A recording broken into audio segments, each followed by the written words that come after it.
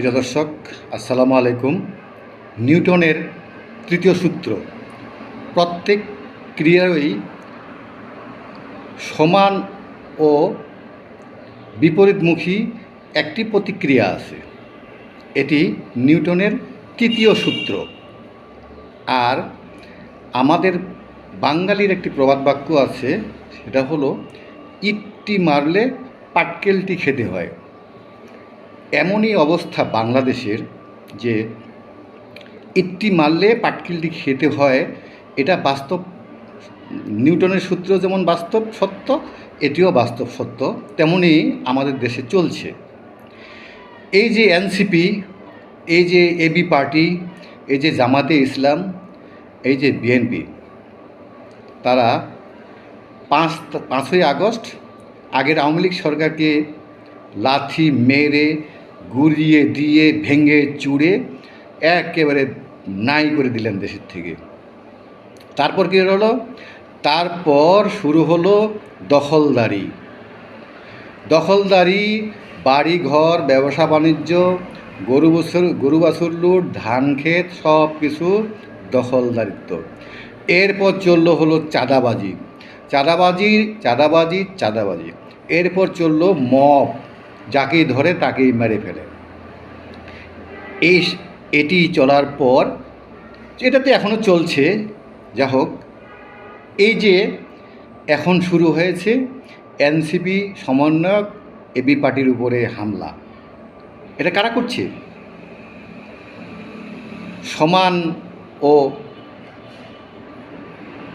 প্রতিক্রিয়া যেটি, এটা কারা করছে? তৃতীয় সূত্রটা নিউটনের, এটা করছে সমন্বয়কদের করছে এনসিপি অথবা বিএনপি, আর বিএনপিকে করছে জামাত, আবার জামাতকে করছে বিএনপি, এবি পার্টিকে করছে ছাত্রদল।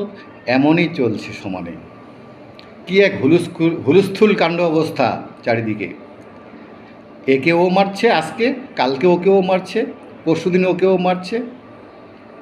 আর মাঝখানে আওয়ামী লীগ কী হলো, ছাত্রলীগ কী হলো, যুবলীগ কী হলো, বাংলাদেশ থেকে উধাও হয়ে গেল। আর টিকিটিও পাওয়া যাচ্ছে না, টিকিটই পাওয়া যাবে না। আর ইনশাল্লাহ তাদেরকে আর পাওয়া যাবে না।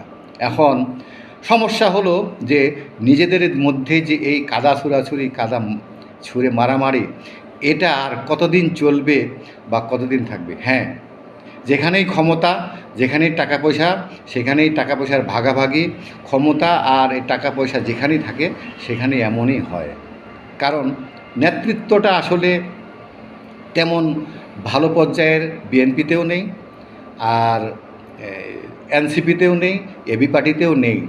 এবি পার্টি, অমুক পার্টি, তমুক পার্টি, এগুলো কোনোটাতেই যোগ্য নেতৃত্ব নেই।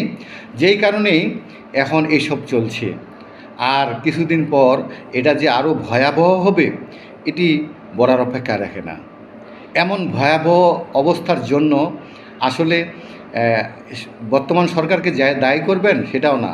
কারণ তাদের উপরে ভর করেই এই সরকার আছে এখনও, তাদের উপর ভর করেই এই সরকার ক্ষমতায় এসেছে, তাদের উপরেই এই নির্ভর করেই এই সরকার বর্তমান চলছে। সরকারের তৃতীয় শক্তি এটি। সরকার যা পারে না, এরা তাই করে সরকারকে রাস্তা ক্লিয়ার করে দিচ্ছে। সুতরাং সরকার এই বিষয়ে দুর্বল। আমরা বলি দুর্বল, আসলে তা নয়। সরকার দুর্বল নয়, সরকার ইচ্ছা করে এসব করছে না। কারণ সরকারেরই প্রয়োজন এটা। আওয়ামী লীগকে দেশ তাড়া করানোর এই যে প্রশাসন এবং বিএনপি, জামাত একসাথে, এনসিপি একসাথে, আওয়ামী লীগকে তাড়ানোর, এটা তো প্রশাসন এই সরকারেরই প্রয়োজন, যে কারণে তারা করেছেন। প্রয়োজনে আবার করবেন। যদি এখন প্রয়োজনের সময়ে যখন এত কিছু করেন, তাহলে অপ্রয়োজনে এরা যখন মারামারি করে নিজেরা, তাদের তো কিছু বলা যাবে না। এটাই বাস্তব সত্য। এমনটাই হচ্ছে। আর এমনটাই হতে হতে মাঝে মধ্যে দুই একজন এদের থেকে বিচ্ছিন্ন হয়ে যাচ্ছে।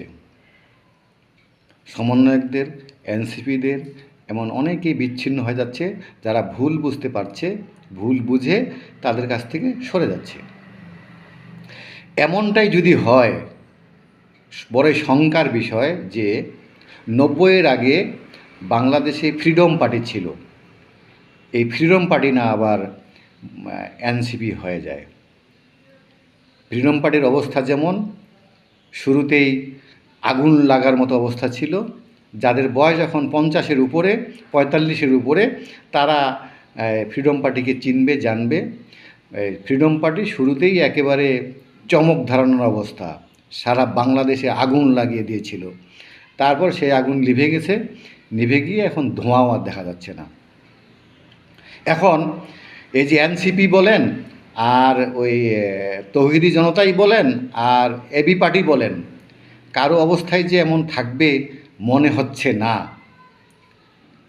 আমার এবং সাধারণ মানুষেরই এটা ধারণা যে তাদেরও এই ফ্রিডম পার্টির মতোই অবস্থা হবে, হয়তো বা হতেই পারে। তবে মব চলতে থাকবে, মারামারি চলতেই থাকবে, এটার শেষ নতুন কোনো ইলেকশন হওয়ার পরে, নতুন কোনো সরকার না আসা পর্যন্ত বলা যাচ্ছে না। প্রিয় দর্শক, আজকে এই পর্যন্তই। আমার এই কথাগুলো ভালো লাগলে সাবস্ক্রাইব করবেন, ভালো থাকবেন, সুস্থ থাকবেন, এই কামনা করি। আসসালামু আলাইকুম।